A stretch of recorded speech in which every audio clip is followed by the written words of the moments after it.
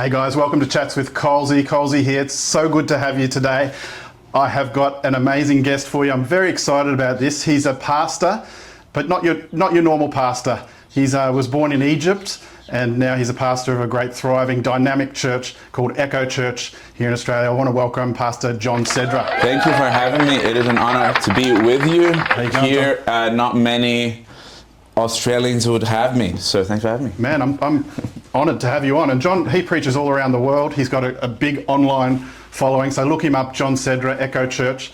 And John, so Egypt, you were born in Egypt. Yes. They played the Socceroos this weekend. How do you feel about that? Well, I'll tell you what, before, I love my country, and I want it to be Christian. But I'm not, blood loyal. I am God loyal.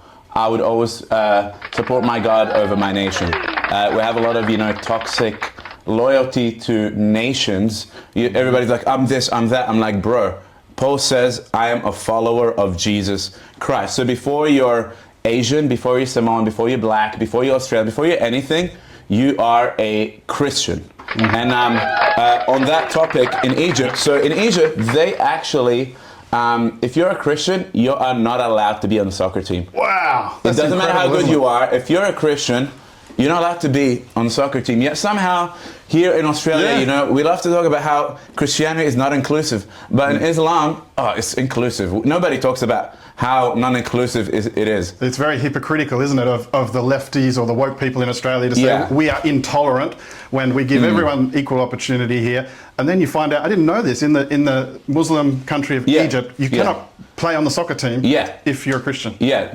Wow. So that's what, so honestly, I hope Australia wins. Aussie. That's right, he's here to be Australian. So you came to Australia about 2008? 2007, end of 2007 we came, and the reason we came is from Egypt. Yes. We didn't come for a holiday, we came for safety, because in Egypt, it is dangerous for you to be a Christian, especially if you're a Christian that preaches the gospel. My dad, he is a preacher, he's a pastor, and he's preached to many, many Muslims and preaches them about Jesus. And we saw many of them come to Christ. We saw many of them believe in Jesus. But in Egypt, it is illegal to do that.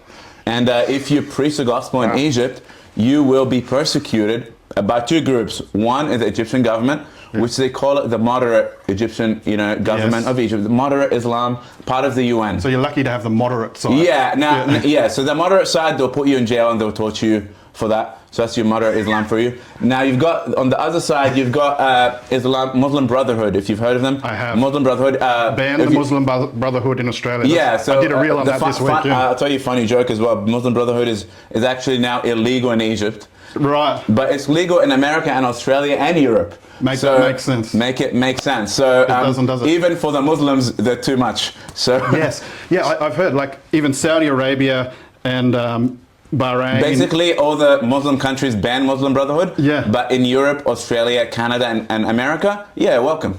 And they're actually concerned because they know how to deal with these people in those countries, and they can see that the West doesn't know how to deal with these people. And here's the thing. In Egypt, the Muslim Brotherhood were also after us. So they were after my dad, they were after me and my brother. They wanted to cut our heads off. I can dig into more of that testimony later, how God saved us, not just from the Egyptian government, but also from the Muslim Brotherhood terrorist group. And funny enough, they are the ones that started Hamas. So is that right? That's right. Muslim Brotherhood are the ones that started Hamas. They have a huge terrorist network all across the world. And that's the thing. I've recently watched a video of someone doing like the top 20 terrorist groups in the world. Yeah. And I think 18 of them were Islamic terrorist groups. Yeah. And then you find out, obviously there's Hezbollah, there's Hamas, there's Al-Qaeda, there's ISIS, that we all know. There's a lot more. And these people are all backed. I thought they were all backed by Iran, and then you find out the Brotherhood. Here's the thing. Like, Muhammad was the original terrorist, let's be honest. So Prophet Muhammad, these terrorists are not radical. No. They are following their book to the smallest dot. I'm telling you, they tell you, there's only a few radical Muslims, that kill and rape and... it was founded upon that. I'm like, dude, I can open the Quran for you right now, and I can show you the verses that it tells you that you are allowed to kill, fight, and rape the infidel. Who is the infidel? That's me and you. Jews, Christians, atheists, anybody who's not a Muslim. In Islam, you are not just allowed to, you are called to. Right. wage war Right. upon them, jihad, and fight them and convert them to Islam or kill them, or force upon them the jizya tax. This is a major difference between Christianity and Islam. Christianity, we show love.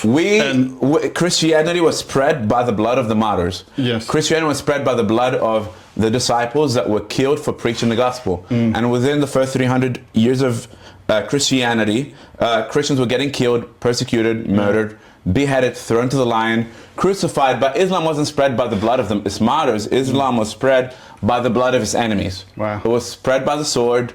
Christianity was spread by the cross. And isn't that an amazing testimony? I believe all the disciples of Jesus were killed for their faith. That's right. The disciples of Jesus were killed for their faith. If people were looking for a reason not to believe in Jesus, at least some of those people wouldn't have been willing to die for it. That's right. All of them died for it. That's right. Every single one of them. Yeah. And yet Islam is a movement that right from... It kills you. It says you either submit to Islam or you die. Well, the word Islam itself actually means surrender and submission. Yeah. So you submit or you die. And I read, like, for the first 10 years of Muhammad's ministry, he was very unsuccessful. Yeah, so what he did, here's what he did. Here's what he did. He went military. He was preaching for 12 years. 12 years? And managed, he got this, he claimed to had this revelation from Allah, from an angel, Gabriel, in the cave, which was a demon. And he started preaching for 12 years, unsuccessful, managed to convert about one... You'd give up, wouldn't you? Yeah, well, he was smart. He got a different idea.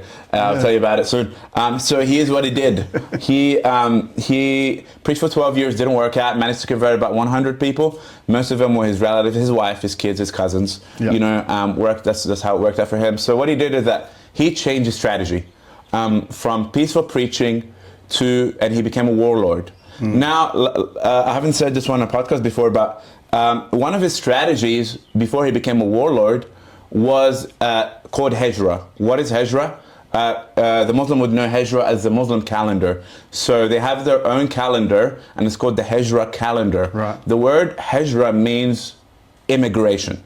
Is it? So Muhammad's strategy, the first thing he did was to immigrate. John, that's very close to home.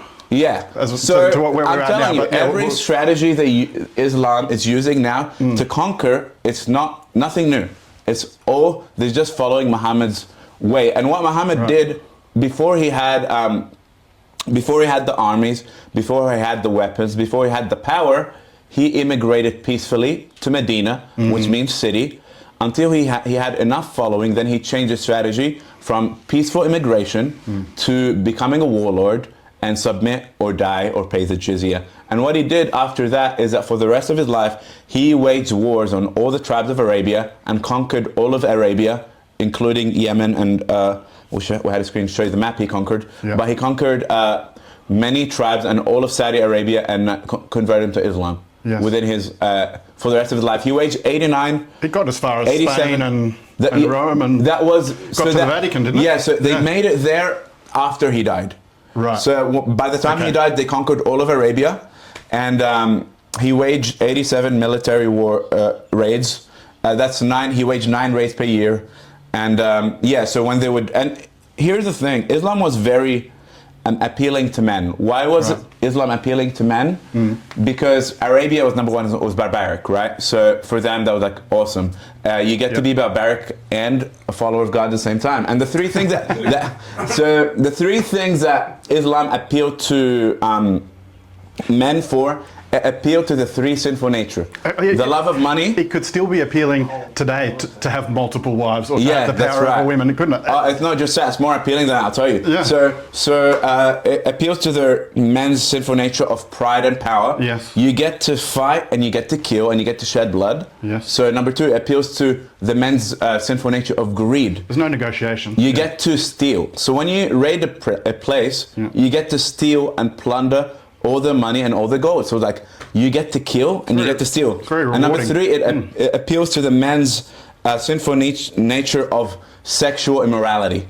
So you don't just get to steal the gold, you get to rape the women, you get to take them as sex slaves after you raid wars on the infidel. So for a man, they're like, this is awesome. I get to rape, I get to have sex, I get to steal money, and I get to kill, and I get to be godly at the same time. And if I die, I get 72 virgins in heaven to have sex with. Yeah. So he gave him a win-win situation, and most men were either scared to get killed, or they're like, I'll take the deal.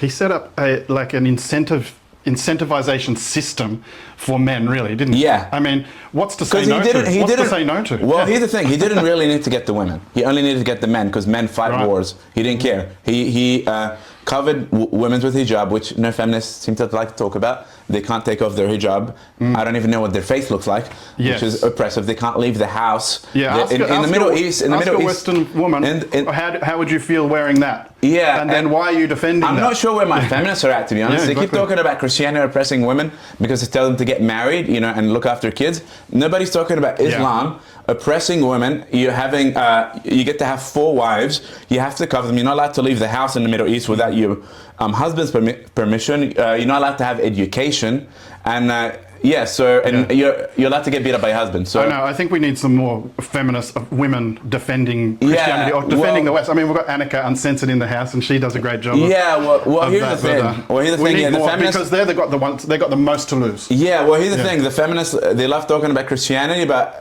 they never talk about Islam, which is mind blowing, especially after what happened October 7th. You had terrorists from Hamas rape Israeli women. Nobody cared. Where's the feminists? They're silent, dead silent. Yeah. They started going, oh, free Gaza, free Palestine. I'm like, bro, they have raped and murdered women and children and babies, and you're not talking. Yeah. So it's a twisted propaganda. Yeah. And one thing, a question I asked you just before, I wasn't sure whether we should talk about it, but I asked you the question of, because there's a lot of people, young people in Australia who are anti-Israel, and they're really believing the propaganda. I think it's a shame, because they end up by default really being on the Islam side of things. Here's what I'll tell you. Here's the thing. I know, Gen Z, you get your information from YouTube, Candace Owen, Tucker Carlson, and all these guys. But I'm sorry to break it down to you, you're stupid. You need to read a little bit of history. You need to get a little bit of wisdom, because for the last 1,400 years, the people terrorizing the world, raping women, killing Christians, Jews, and every other type of religion is Islam. Yeah, we need to simplify. The biggest threat to America, Australia, Canada, and Europe is Islam. We have the rape gangs happening in the UK. It's also happening in Australia. It has, And who is raping the women? Muslims.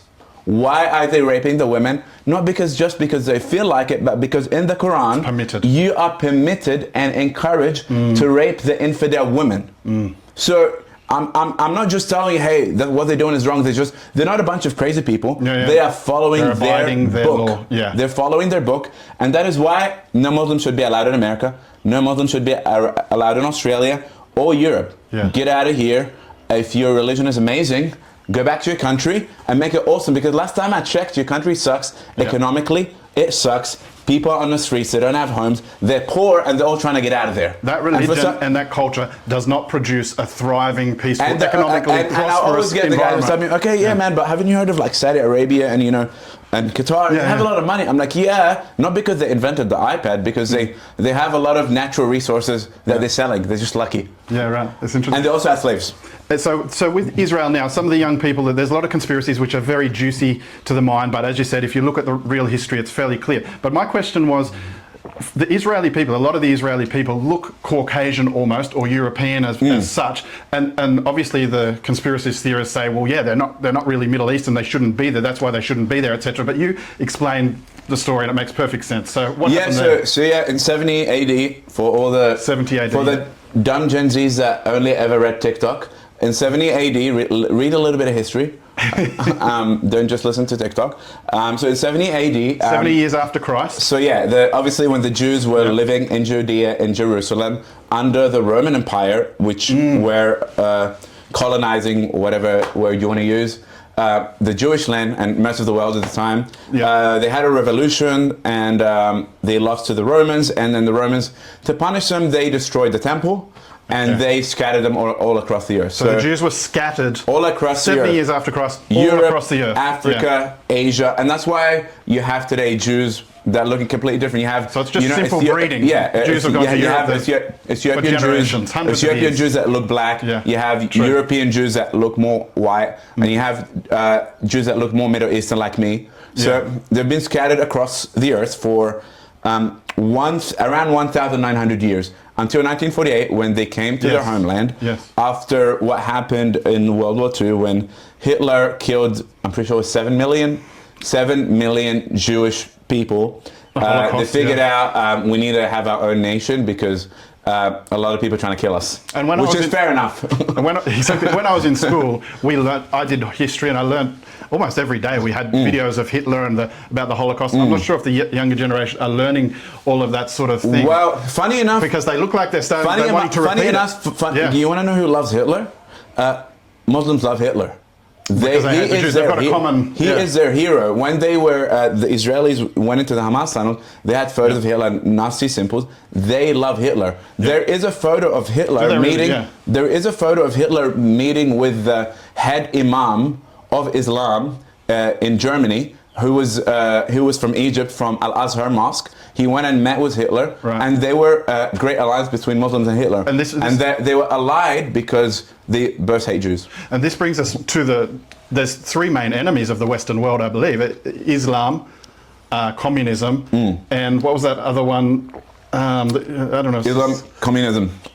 And woke is socialism. There was something else socialism, that I was thinking of communism. There. But what you're saying is those sort of things, they have agreement. That's right. They get along very well, and the reason they get along very well is that because they all hate Christians and the Jews and the Western civilization. And the reason they hate the Western civilization is because the Western civilization is built on Christianity and the Bible, and they have the same spirit, the spirit of the Antichrist, a spirit that is anti-God. That is why you have gays for Gaza, like chickens for KFC. So if you're gay and you go to Gaza, guess what they're going to do to you? They're going to chuck you off a building and they're going to kill you.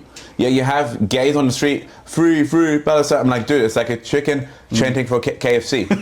So the reason they get along so well is because they have a common enemy, but on a spiritual lens, because I'm a pastor, they have the same spirit. And that's the spirit of the Antichrist. They don't realize this, of course. That's right. But they don't understand there's a demonic, dark force behind them. Well, here's the thing. Demons get along. Demons get along. And I'm a pastor. I believe in spirits. I believe in demons. And when you have the same demonic spirit, you get along. And that's why they get along. Yeah. So how big is the threat? Let's bring it back to Australia. The threat of our civilization, of Australia, to Islam. I know a lot of people would probably sit there and say, with our system and things, we'll keep it under control. But I can see them working their ways into positions of power and changing things. Well, let's just start. How big is the threat to Australia, John? It's bigger than you think. And if you don't think it's a threat, you're an idiot because you haven't read history. So in Egypt, believe it or not, we used to be a Christian country. I know you would have never heard of that, but we used to be 90% Christian for 350 years. Is that right? That's right. 90%? We were 90%, man. Wow. So we used to be 90% Christian. We were actually... I've been to Egypt a couple of times, by the way. Very Muslim. Very Muslim. I can't go back. They'll kill me. The pyramids, They'll kill me, man. If I go, they'll put me in jail. I can't go back. With what I'm saying, they'll put me in jail. That's intense. So here's the thing. Egypt used to be 90% Christian. They were one of the first nations to hear the gospel after Jesus ascended to heaven. They heard the gospel from Mark the Apostle. If you have in your Bible, you have the book of Mark. Yes. The one that read the book of Matthew, Mark. So Mark went to Egypt and he preached in Egypt. And obviously, Egypt's under the Romans at the time. He ended up being killed by the Romans. They dragged him across the streets of Alexandria. But many people in Egypt became Christian. And by the year 330 AD, when Constantine made it legal for Christians to be Christian across the Roman Empire, Egypt eventually became 9% Christian. It was one of the most Christian places in the world. It was more Christian than Europe. Amazing. Because Jesus went to Egypt just after he was born, wasn't he? So it was actually more Christian than Europe, believe it or not. They were the ones leading the global church. They actually sent missionaries to Europe, and they sent missionaries from Egypt to Ethiopia, to Africa, and to Europe. So they were one of the OG Christians of the early church. So do you think back in your family were long generational Christians, or you don't know? Yeah, we don't have any Muslims in my family, so we have Coptic background. So all the way, the Coptic church goes all the way back to what And Mark. what percentage of Christianity was it when you were there? So right now, Egypt is 10% Christian. So it went from 90% to 10%, and you're one of those 10% that remained Christian. So Egypt, they were the ones building churches, sending missionaries, and they were actually shaping early Christian theology at the time, the doctrine of the Trinity, including the doctrine of the Trinity, the Nicene Creed, if you've heard of that. Yes, and they even built the first ever Christian university in the world in Alexandria, in Egypt. So you're not talking about a pagan nation here, you're talking about a fully Christian nation. That is now 90% Muslim. Right. It was conquered by Islam after Muhammad's death. Actually, not after Muhammad. Around Muhammad's death in around 640 AD. Okay. And it was conquered by Islam by the sword. By the sword. Yeah. So Islam started in Saudi Arabia. Today we have 52 or 50 Muslim nations. And most of them used to be Christian. Most of them were conquered by Islam by the sword. They must have brought a giant army to Egypt and took over the place. Yeah, but they love to, here's the thing, they love to talk about, Western colonization. Oh, the West, the white Christian guys, they colonized them. Like, what about the Muslims? How did they end up taking over all of North Africa, all of the Asian world and the Arab world? How did that happen? Did they peacefully preach? No, they conquered it by the sword. Yeah, Iran wants them out now. The Iranians weren't Muslim. And now they are. They made it all the way to Iran. They made it all the way to Spain. And they were at the border. They even made it all the way to France, and they were at the border of the Vatican. That's all right. And that is why the Pope called for the Crusades. Eventually thought, well, we better do something about this. I'm more on the side that they were a little bit too late to the game. They should have did it a little bit earlier. No, that's amazing. So what you're saying there is that you've got a country, Egypt, many other countries, they were predominantly Christian or something else, and that didn't save them. And yet we feel like we're geographically removed from that. So people in Australia think, yeah, but Egypt's right next door. They just walked across the land and took it over. But the problem we have in Australia is we're too laid back, and that's flowed through to the system, into the immigration system. The Australian culture is very soft, woke, chilled, and I tell you, John, weak. When I grew up in Australia in the 80s and the 90s, it was a different time. It was very much white and Aboriginal people. And men would have been tough. I read my brother's jersey of his year 12. There was no non-European name, and I didn't even know about Islam or Muslim or anything. It was actually again, Christians and non-Christians, and that was all. And so whereas if you go to a Muslim country, whether you're a practicing Muslim or not, you know you're Muslim. You go to South America, you know you're Catholic. Whereas Australians were kind of like, we're so isolated, we're either Christian or not. And now that kind of has been susceptible to allowing other things in, I think. And here's the thing, so Australians are, by nature, the Australian culture is godless. They're not just atheists, they hate Jesus.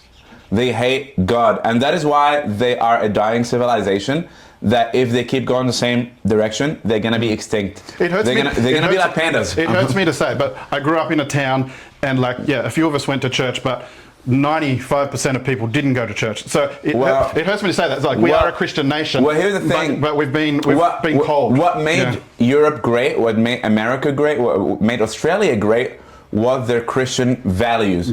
Getting married, having kids, and not killing your babies. So here's the thing. What you have in here in Australia is that we're below replacement rate. Replacement rate is 2.1. In Australia, I think we're between 1.2 and 1.4. Islam in Australia is above replacement rate. You're looking at 3.6 replacement rate. So wake up. Just for even if you're an atheist, that's mathematics, John. It's nothing more than mathematics. Even if you're an atheist, I'm an accountant, so you don't believe in God. Extrapolate. I mean, that's not going to take. For instance, I just said in the 90s we had no non-European names. If you go to a school now, you've got Indian, you've got Chinese, you've got the white names are hard to find. The European names. So this has happened in one generation. Where I lived, to be honest, I don't feel like I live in Australia. I feel like I live in Pakistan. I feel like I should carry a gun for self-protection, to be honest. I hear you. Yeah, because I lived in country areas, and this is like a foreign place to myself. But and here's the problem.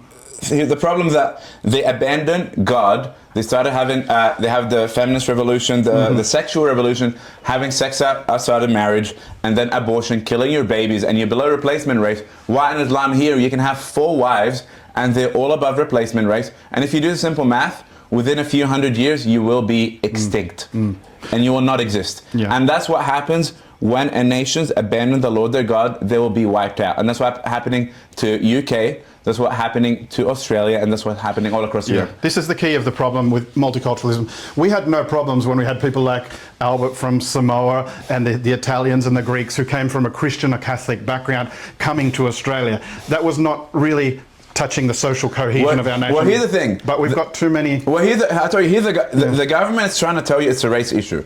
It's not a race issue. Right. It's a religion issue, Yes. and it's a God issue. Yeah. It's not about your skin color. That's the thing that's hidden from the public. You're not going to hear that in mainstream media. It's not about your skin color. It's about the God you worship. Yeah. If you're going to bring pagans and people that worship Allah, do not be surprised when they start killing you for Allah. It's foreign gods. This is the problem. That's right, and that's what happened in Israel in the Old Testament.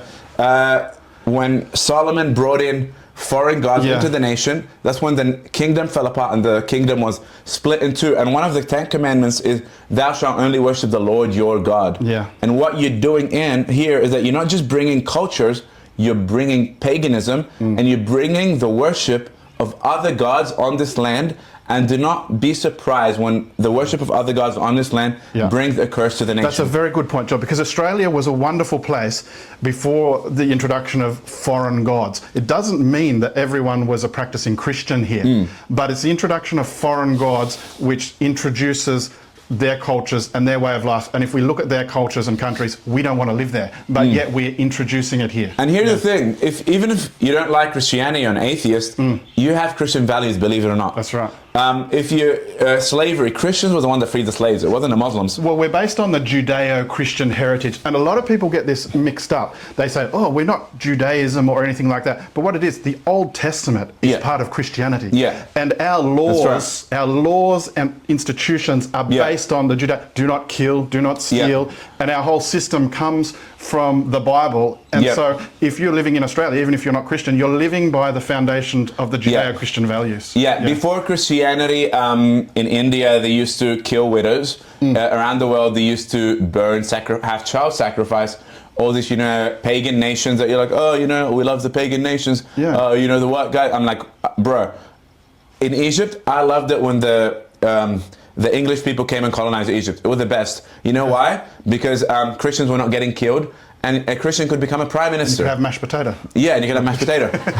But Albert says the same thing about Samoa. He's happy that the colonization went there. I mean, it brought Christianity, it brought Catholicism, but it also brought medicine, education, literature, for them to be able to write down their cultures and all sorts of things. So and it was Christian colonization. And the world needs Christianity. And the only hope for Australia, the only hope for America, is to turn back to the God of the Bible.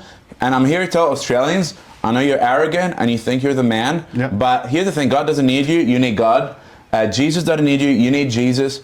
The church doesn't need you, you need the church, because without God, you will perish, and a foreigner is going to come to your land, they're going to take your land, they're going to take all the work you've worked for, and they're going to rape your women. That's what happens when you abandon God. Yeah, and if you're an Australian and you like the Western values and those things, and our way of life makes sense to you, that means you have Christian values. Yeah. So you have a lot of people that they want to enjoy the fruit that of Christian identity. They want to enjoy the fruit, but they don't want the tree that the fruit comes from, and that tree of Christianity. Yeah. They want to come to the West. You're that close. Even you have Muslims and pagans and Chinese, and they all want to come to America, Europe, Australia. What you tell them, why are you coming here? Better economy, successful, safety, freedom, safety. They want to enjoy the fruit of Christianity, but they're rejecting the tree that gave that fruit life, and that is the Bible. Yeah. And this is the danger of the Albanese government, the Tony Burkes, who, as we know, represents a large Muslim constituency. So they're very much beholden to them in terms of voting, because if they don't do what they want, they will simply replace them in time, and they'll get more and more bold. That's right. We've already got Muslims in our parliament. Yeah, that's right. Here's the thing: Islam is not here to be like Australians. They're not here to assimilate. They're here to infiltrate and take over. This is what Islam has done for the last 1,400 years, and that is what is here to do. Islam is not just after the West today. They've been fighting with the West for over 1,000 years. Yes. And now they are finally getting hold of the West. They're getting hold of Europe. France is 10% Muslim now. UK is 7% Muslim. Germany is 8% Muslim. Australia 3 to 40% Muslim. And they are slowly taking over the West. And it's only a matter of time if the West doesn't wake up. Those percentages don't sound big, but they are massive. Well, 7-8%. Well, here's the thing. If they're able to have that much impact, crazy stuff. If they're able to have that much impact with that much people, imagine what happens when they get to 15-20%. Just through multiplication, they're having more babies. Yeah, the mayor of London is a Muslim, the mayor of Michigan is a Muslim, the mayor of New York is a Muslim, and they've taken over and they're voting their faith, unlike the dumb Christians that are not voting their faith. Sometimes I think people like myself and Annika are going a little bit too hard on Islam, and then I hear this, and then I realise things. I've realised we're not going hard enough, and we need more people. We need more people to speak up so that they can't point at the people who are doing it. It needs to be everyone saying this at the once, at the ballot box, and on the media and in social media, in their homes and their friends, because we need to embrace that Christian identity and stand on that. And we still have time. We're still ahead of the UK. Yeah. We have a bit of an advantage. But we have to rise up. How do you suggest that people like us do that in our day-to-day lives and on social media and things like that? Well, here's the thing. Honestly, I think the root issue is spiritual. The fruit issue is political. But you can tell people to vote the right politics all you want. But here's the issue you're having with Australians is that they are spiritually dead. And because they're spiritually dead, I can't argue. Because they're spiritually dead, they are intellectually stupid.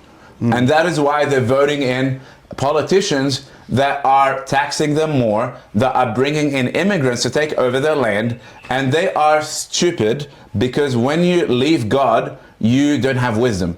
I don't care how many degrees you have, when you abandon God, you don't have wisdom. And that is why you are losing this war. You need to return to God, you need to return to the church, you need to build the church, you need to advance the kingdom of God, and you need to vote your faith, not your feelings. Yes. You have dumb Aussies voting, yeah mate, I want gay marriage. I'm like, bro, you are voting with your sexual, gay, perverted. You're not voting with your faith, you're voting with your willy. I'm sorry, bro, that's exactly what you're doing. You're not voting with your face. I was like, should I say this? I'm like, that's just what you're doing. You are voting with your willy, and that is why you are a sexually perverted person. And that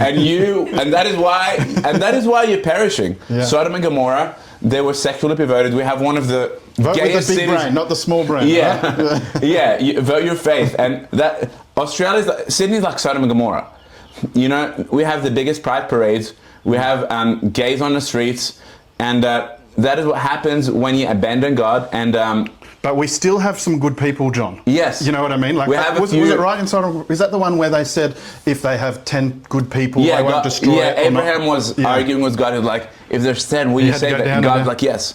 And so then it really had no good people. And they had nobody. But Australia has some good people, right? Yeah, there are a few. But here's the issue, though. You're having most churches in Australia are weak, woke, soft, cowards, and spiritually gay.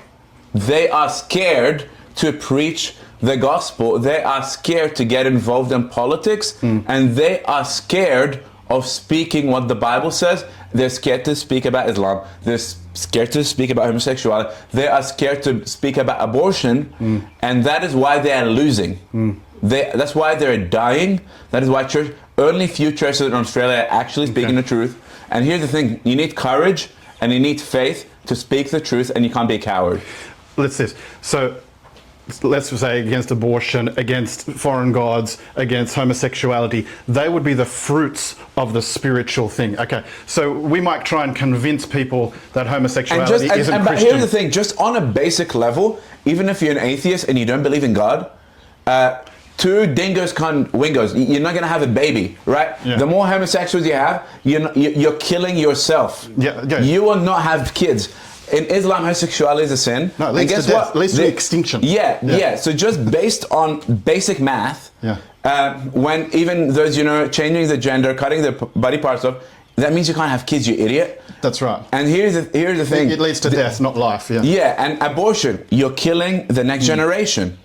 In Islam, they don't do abortion. They don't support it. But guess what? They support it for you. Oh. They support it for you. When the white people here and the atheists and the Aussies get abortion, they're like, awesome, keep doing it, bro. Yeah. I'm having kids. You're killing your kids. I'm taking over. You're making it easy for me. So what you're having here in Australia is people that are stupid. They are killing themselves. They are literally cutting off their body parts. They're being gay. They're aborting their babies, and they're surprised that Islam is taking over. I'm like, dude, you are the flipping problem, and you're letting them in. So, and a lot of times we're trying to convince people of against homosexuality, against abortion, against foreign gods, and things like that. But what I tuned into from what you said before, if we can get people to come back to Jesus, back to Christianity, that will become natural. Yeah. So you can argue these issues and things, and you'll get some people agree or not. But it would be wonderful or better if people came back to Christ and Christianity and naturally had those values as the fruit. And here's the thing, man. Like, revival in Australia is not a luxury; it's a necessity. If we don't get it, Australia is doomed. Right. I'm just being honest with you, man. Yeah. Like, if Australia does not have a Christian revival, it is doomed. It is doomed. And I know you know this too. Like back in my father's generation, they did have a revival here in, I think it was Billy Graham time and that type of thing. Yes. Like in my lifetime and in your lifetime, we find it hard to believe that there could be a revival. But again, it has historically happened. Australia used to be 90% Christian. Yeah.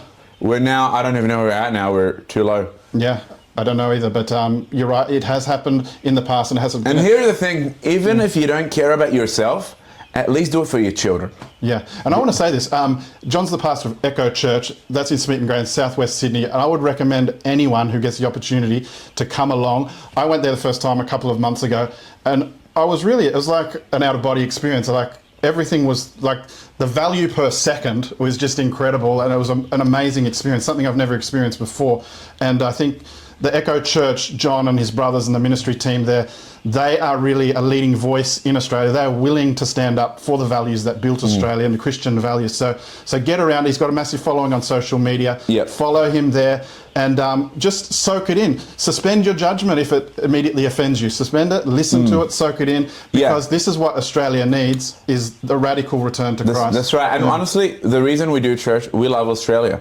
We don't want Australia to perish. We don't want Australia to be taken over by Islam like Egypt was taken over by Islam. And we're here to fight for Australia and to make Australia return back to God, because we love Australia and we don't want it to perish. And people might say, oh, well, these things aren't going to take over Australia. But they are like a disease. We just had a Bondi attack, dude, in the biggest terrorist attack in Australian history. They had 2 Muslims shooting at Jews at Bondi. And this is, I'm sorry to tell you this, but if you keep going at the same rate, this is only the beginning. Do not be surprised when you have more terrorist attacks like 9/11. Do not be surprised when you get more Muslim gangs like in England raping women and raping your kids. Do not be surprised, because this is what happens when you vote in these politicians. This is what happens when you bring in these people into your nation.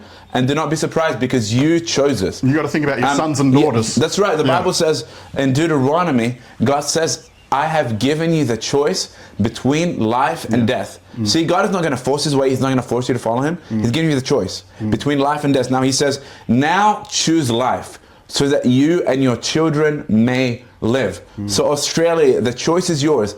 Choose life, choose God, choose Jesus, so that you and your children may live. If not for yourself, at least do it for the sake of your children. And you know, a weird thing, John, a weird thing from my perspective as a Christian who's grown up in Australia, and it wasn't necessarily, everyone going to church or things.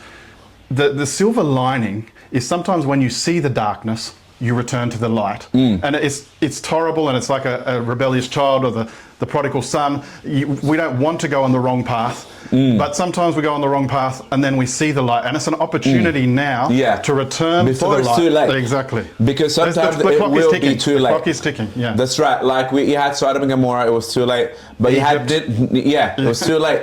You had Iran. But you had Nineveh where they repented, they turned to God, and God had mercy on them. So Australia, it's not too late to turn to God. Turn to God before it's too late. 100%. Yeah. No, thank you very much, John, for coming. Was there anything else you wanted to share with us while you're here, John?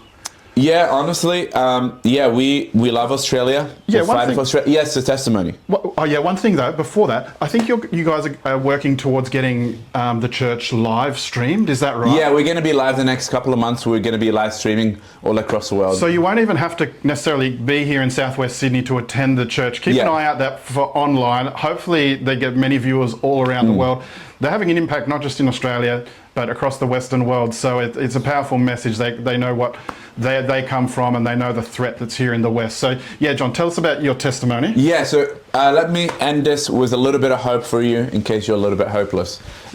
So here's the hope. Yeah. So in Egypt, God miraculously, in the midst of a Muslim country where Christians get kidnapped, where Christian kids get kidnapped, that's why, I have this cross tattoo to my wrist. I got it when I was 3 years old.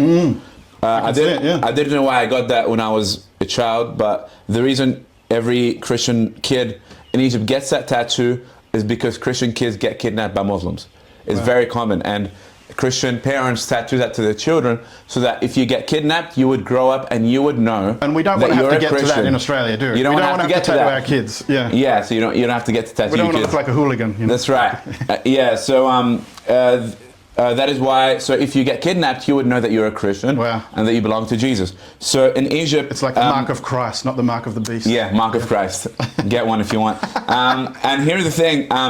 My dad, I said earlier, he preached to many Muslims. One of the ladies that became a Christian, maybe I shouldn't say her name for privacy, but her husband was part of the Muslim Brotherhood. Let's call her Fatima. Yeah, let's call her that. Her husband was part of the Muslim Brotherhood. Yeah. He was a terrorist. Wow. So basically, the guy, when he found out what my dad did, he was angry. He made a plan to kidnap me and my older brother, Andrew. And I was 5 at the time. My older brother would have been 8. And he made a plan to kidnap us, cut our heads off, send our heads in a bag to my dad, teach him a lesson. Don't you dare preach the gospel again to any person who's a Muslim. And that would shut most people up, John. Yeah, well, I'll tell you what, man. In Australia, you don't even need that to shut you up. Yeah. In Australia, they don't preach the gospel. Most churches, just because they're scared of bad comments. Yeah. In Egypt, we'll lose our heads. Yeah. We don't lose Instagram followers. It's next level. Yeah. So here, Instagram followers. I always tell people, if you can't live for Christ, you'll never die for Christ. If you're scared of losing followers, when it comes to losing your head, you'll apostatize and give in, because you're weak and you're not a real Christian. But now this story and your history and message is getting you a lot of Instagram followers. Yeah. Yeah, almost lost my head. Full circle. Yeah, full circle. Now, so the guy makes a plan, kidnap us. He comes in a van with 2 terrorists in the morning, ready to kidnap us. 7 o'clock in the morning, we're walking down from a house on the way to the bus stop. They're about to leave the van and kidnap us. All of a sudden, the 3 of them freeze. They could not move. The 3 men watched us as we walked onto the bus, and the bus drove away. You weren't aware of this? I didn't even know they're there. You were just walking to school? Yeah, I'm just going to school, having a good day. I don't know, the terrorists trying to kill me. You're walking to the bus, yalla. Yeah, I'm 5 years old. I'm 5 years old, man. I don't even know you speak Arabic, obviously? Yeah, I'm speaking Arabic. And then, they freeze. The bus drives off. The guy is like, what's going on? He was angry. He came back another day. 2 different men. And this time... Another attempt, 2 different terrorists. And just a little bit of side note, these guys, they're not just, they're not messing around. These guys are professional terrorists like Hamas. They kill people for a living. Yeah. If they want to kill 2 little kids, they're going to make sure it's done. They're professional killers. Right. They don't mess around. So that's what they do for a living. So they're waiting in the bus stop again, in the van. And this time, as soon as we came out, to go to the bus, they felt a force tie their hands behind their back. Really? The 3 of them. They felt something tie their hands behind their back. 3 of them? The 3 of them. They can't make this up, can they? They couldn't move. And they watched us walk into the bus, and then the bus drove off, and then they could move again. So the guy is confused. He comes to my dad after. Yeah, biblical stuff. Yeah. Well, I tell people the same hands that shut the mouths of the lions for Daniel, and the lions are on the same hand that held their hands behind their back. It was the hand of God. It was the hand of protection. It was the hand of Jesus, because we believe in God, and we believe in miracles. Miracles still happen. So the guy goes to my dad. And he had a purpose for your life. That's right. And he wanted us to share that testimony with the rest of the world. And he saved us from Egypt to come to Australia and to America to warn them of Islam. Yeah. And the devil wants Australia and America. So the man goes to my dad, and after he goes to my dad, he tells him, I tried to kill your kids. I tried to cut their heads off.